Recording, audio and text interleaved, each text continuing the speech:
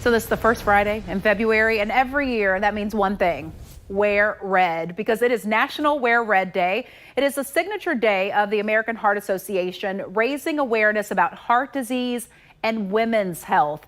Joining me now to discuss this morning, we have Christina Clohecy, CFO of Web.com and chair of the 2021 Go Red for Women campaign for the First Coast American Heart Association. Good morning, Christina.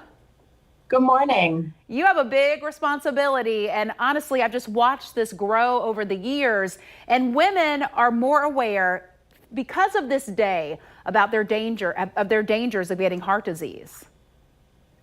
Yes, it's really exciting. The goal of National Wear Red Day is to bring greater attention to heart disease awareness as the leading cause of death for Americans.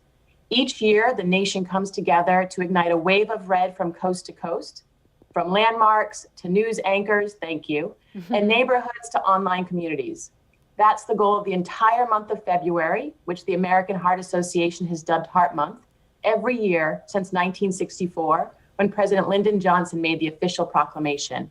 In particular, they put a special emphasis on women's health, since heart disease is often thought of strictly as a man's disease.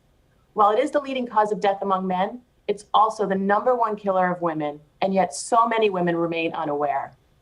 The sobering reality is that cardiovascular disease claims the lives of 1 in 3 women.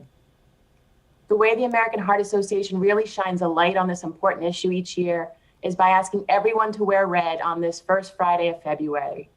Whether it's a t-shirt, hat, dress, tie, or pin, anyone can show their support and help raise critical awareness by rocking red today. And it's such a beautiful and powerful color that I think it's the great choice.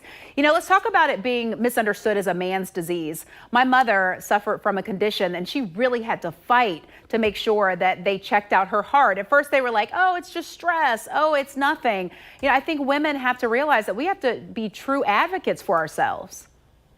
That's exactly right. You know, we encourage women to be fierce, but be relentless with their health care. The first misnomer is that only elderly people should be concerned. Heart disease affects people of all ages. For younger men and women, the combination of birth control pills and smoking boosts heart disease risks by 20%. And even with healthy lifestyles, plaque can accumulate and lead to clogged arteries later in life. It's really scary if you consider this one stat: nearly half of women over age of 20 are living with some form of cardiovascular disease. Yeah, and I think what you find is when you talk to people about heart disease, which we're hoping today people will just talk more about it and talk about those symptoms and maybe when they went to the doctor and when they didn't. What made you want to get involved? Do you have a personal story? I do. For some time now, I've wanted to give back and get more involved in community service.